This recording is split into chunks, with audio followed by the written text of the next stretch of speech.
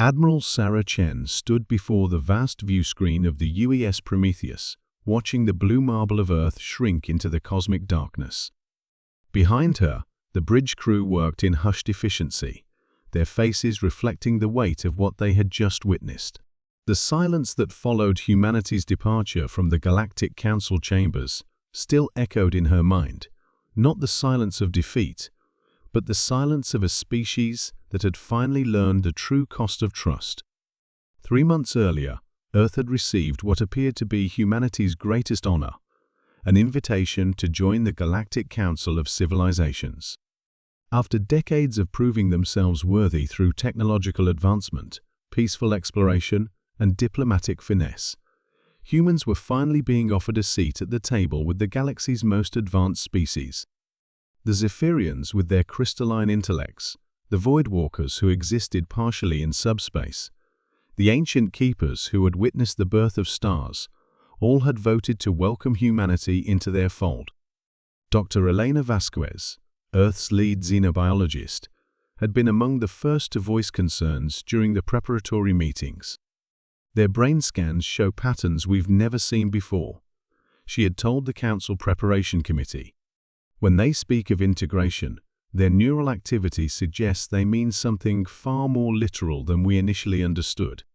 But Earth's politicians, drunk on the promise of advanced technology and cosmic significance, had dismissed such warnings as xenophobic paranoia. They saw only the gleaming cities of Proxima Centauri b, the healing chambers that could extend human life by centuries, and the Stargate technology that would make the galaxy humanity's playground. Commander Marcus Torres, head of Earth's Intelligence Division, had spent weeks analyzing intercepted communications between Council species. What he discovered chilled him to the bone.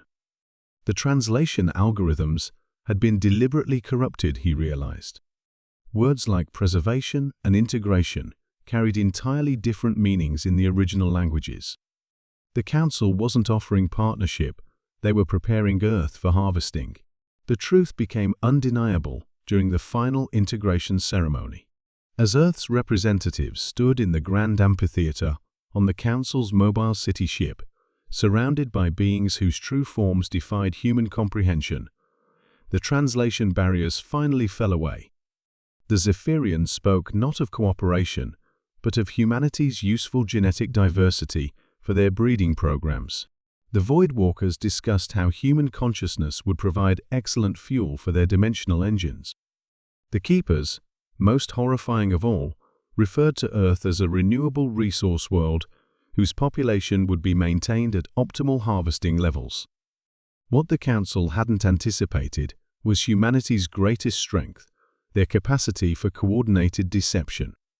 While Earth's official delegation maintained diplomatic smiles and nodded at appropriate moments, Admiral Chen's fleet had been quietly mobilizing throughout the galaxy. Every human colony, every research station, every diplomatic vessel had received the same coded message: Prometheus Protocol activated. Gather the children and come home. The exodus began immediately.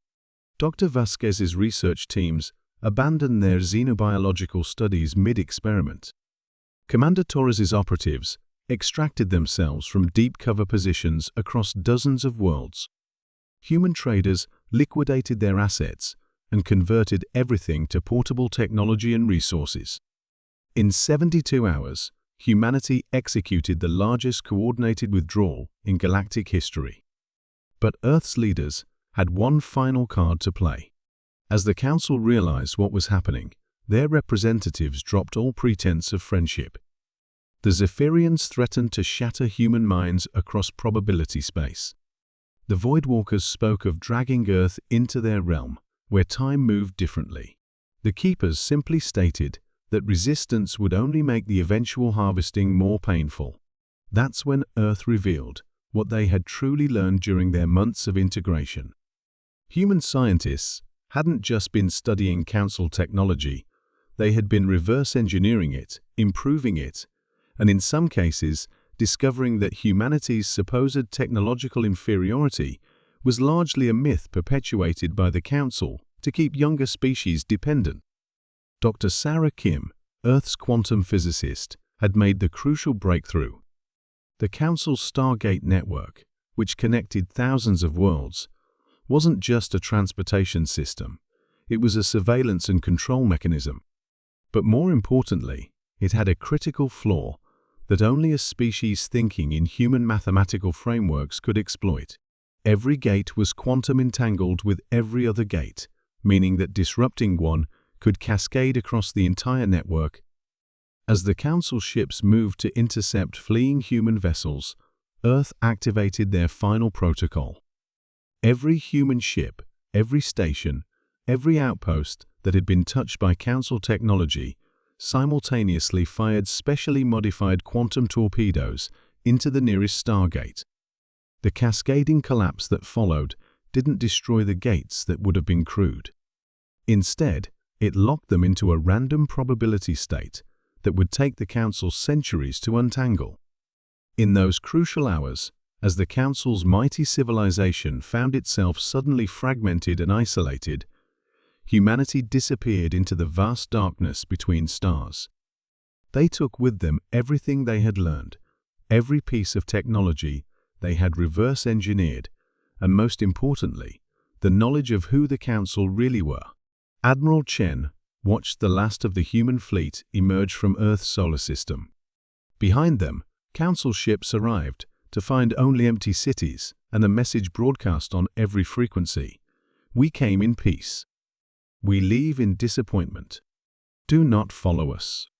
Now, months later, as the fleet traveled toward coordinates known only to a select few, Chen reflected on humanity's greatest lesson. The galaxy was vast, ancient, and full of wonders, but it was also full of predators who had learned to wear the mask of civilization. Humanity had nearly become prey, but instead, they had become something the Council had never encountered before, a species that chose exile over submission.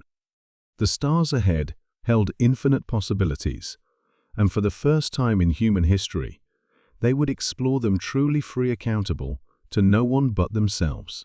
The silence behind them wasn't defeat, it was the sound of a species that had learned to trust only in their own strength, their own wisdom, and their own capacity to forge a path through the cosmic dark. In the depths of space, humanity sailed on, carrying Earth's children toward tomorrow.